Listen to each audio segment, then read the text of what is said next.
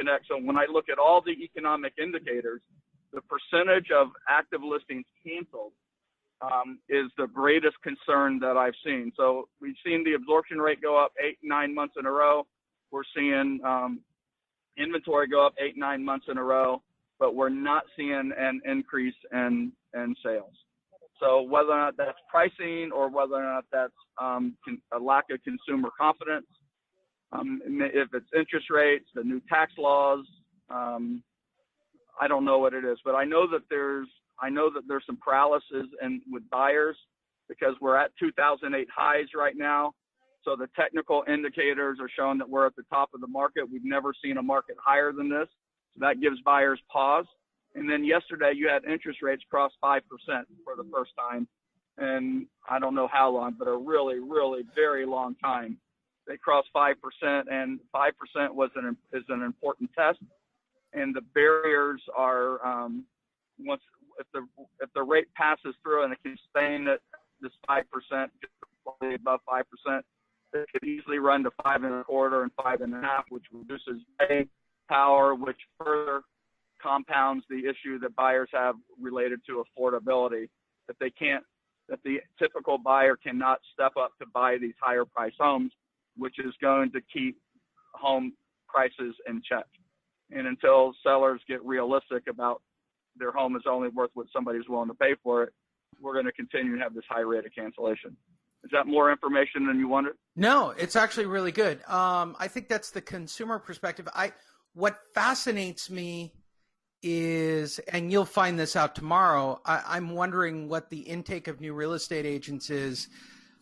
I'm still stuck in last summer, right? When we had Zillow really come online and start becoming a buyer, Redfin, Purple Brick, all these companies aggressively going online and chasing the funnel, and the discussion of whether or not that would cut down real estate agents.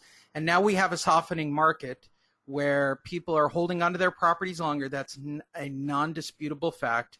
Interest rates are going up. I wonder for the day-to-day agent when we're actually going to see the effects of that on the actual day-to-day realtor, David. All right, so this is a couple of months old, probably maybe 3 months old, that I saw the National Association of Realtors reported that there's been a 6% increase in membership. So, that's crazy. So the number of realtors going up. I also know statistically that 1 in 95 adults in California has a real estate license. I don't know what the only 3% of agents nationwide do more than 12 transactions a year. So if you're one of those agents that are doing 12 transactions or more, one a month, you're in the top 3% of all agents. If that gives you any indication of, about, a static that differentiates one agent from another just because you have a license doesn't make you qualified to properly represent a buyer or a seller. Just because you understand the legalese around licensing, which is what getting licensed does, doesn't mean that you know how to put a transaction together, market a transaction, represent a buyer, navigate all the different moving parts.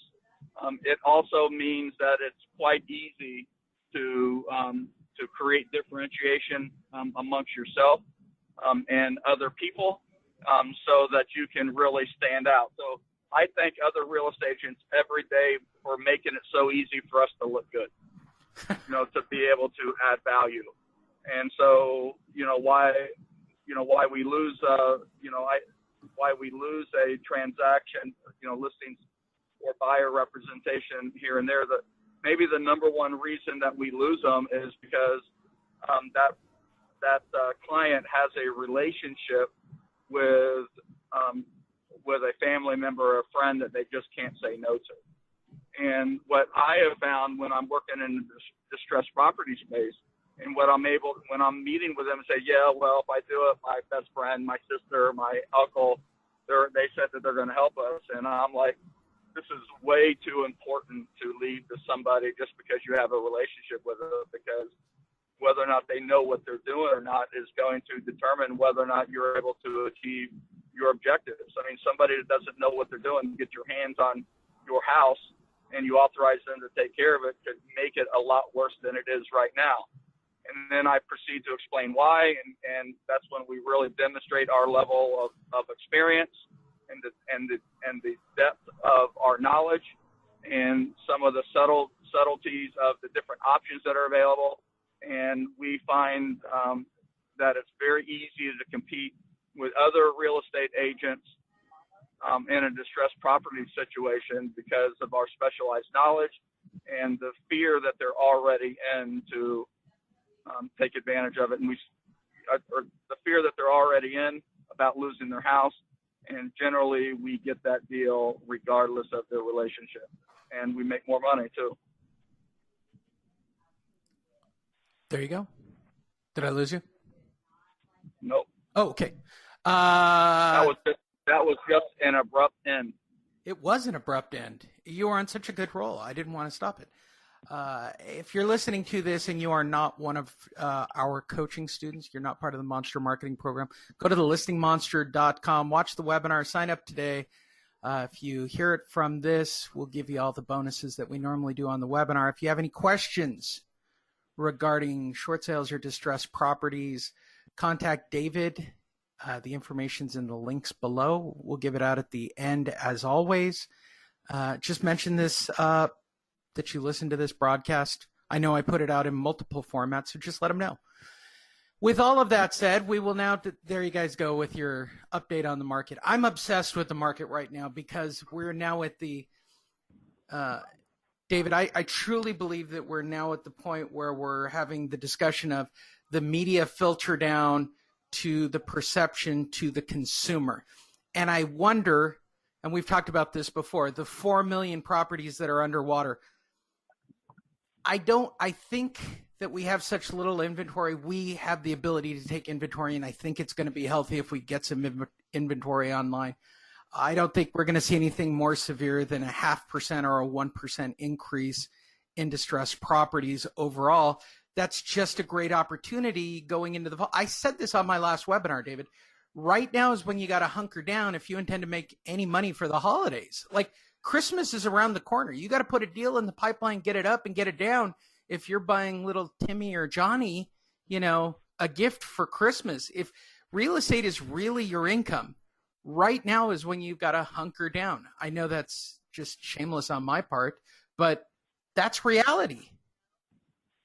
Well, this is the best time of the year to do distressed properties because there's two things that are going. Number one, banks are trying to clean this stuff up by the end of the year. So they're looking at their balance sheets and so they make a big push to get these pushed through the bottom of the funnel, aka foreclosure. And homeowners are especially emotional about losing their house during this time period. So we've always found that generating listings during the holiday season, the last quarter of the year, is probably the most effective way because they just want to get through the holidays. They want one more holiday in their house. They just want a little extra time. And we're able to walk them through their options, explain to them how we can do that, give them some comfort, and, work an action plan that allows them to stay through the holidays and then, think about the transition after the first of the year. So it's as good or better a time. You're going to see a lot more foreclosures. The banks are doing that right now because they need to do it by now in order to get to a foreclosure. They generally stop foreclosing about the 15th of the month. They give everybody a hiatus, but they'll be scheduling them and then postponing. And what we can use is that urgency that the foreclosure creates is the same reason we tag, because we're going to get face to face with people who really need our help, that have a very high probability of selling their house, and the foreclosure date creates urgency to taking some action. So if the action is that they're going to sell the house, it's important that we be there to guide them and not just buy or sell their house, whatever hat you're wearing, but we're there to advocate for them, to make sure that they understand what their options are and that they're properly represented with the bank, and that we make the transition from this home to another one as easy and humane as we can, and we not do it in a way that's humiliating to them, but that is really in their best interest short term and eventually long term. So when we're transitioning somebody out of their house, we're talking, it starts with, this is how we're going to get you out of your house. This is where we're going to get the money to get you into a new place. And then in a couple of years, we'll be able to have a conversation about helping you buy again so that you're in a much better position than you are today. If your dream is not over, this is just not a good transaction for you. It's not a healthy transaction for you. And if you're concerned about your long-term financial health, then letting this house go is in your long-term financial best interest if you can set aside the emotions related to losing your house or losing the house that you raise your kids in, that kind of thing. So it's a tag right now. If you're only going to tag one quarter a year, it's this quarter right here. And if you are not a coaching student, you are just listening to a small portion of our larger coaching call. We make exclusive content for our coaching students. Again, the web address is thelistingmonster.com. Don't take my word for it. There are plenty of testimonials on that page, as well as a complete webinar explaining the ins and the outs. Thelistingmonster.com. We will now turn it over to the coaching students for a couple more minutes of this broadcast before we give them their exclusive time with both of us. Let's start with, this is a good question, Bernice. Lee, because the last time I answered this, somebody got really mad at me for this. Michelle Larson's, good question. This is my first week of being a coaching student. Good question. Please explain exactly what David does. You are clearly late. Okay, so for those that are brand new and have missed this, there are 3 people who are behind Monster Marketing. I'm just the guy who came up with the marketing piece, okay? I admit it. I'm not even really that great of a inspirational coach one way or the other. I guess that's kind of the way to say it. I think too much like a former banker, to be perfectly honest. So I have difficulty connecting. David-Bartels is a broker in the Conejo Valley, and Diana is a realtor here in Southern California on the other side out by Walnut. Those are the 3 of us. We're all online. This is a mom and pop shop. So David is literally the entire distressed arm. You can explain it in greater detail, David, for the new students. Yeah, so, first and foremost, we're a short sale negotiator. So we probably negotiate more short sales than anybody in the country. I mean, I don't know if anybody's doing more than we have. So if you got a short sale, you'll probably want to at least have a conversation with us, especially considering that 7 out of 10 times we get the bank to pay our fee. It doesn't even cost you anything to have us do it, so you can focus on getting more listings.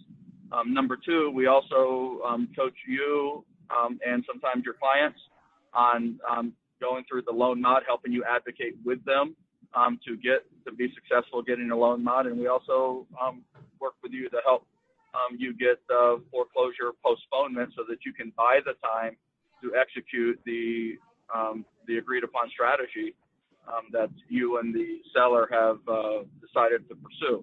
So we don't charge for loan mod assistance. We don't charge for foreclosure avoidance system. Those are all things that we do, to enhance this community.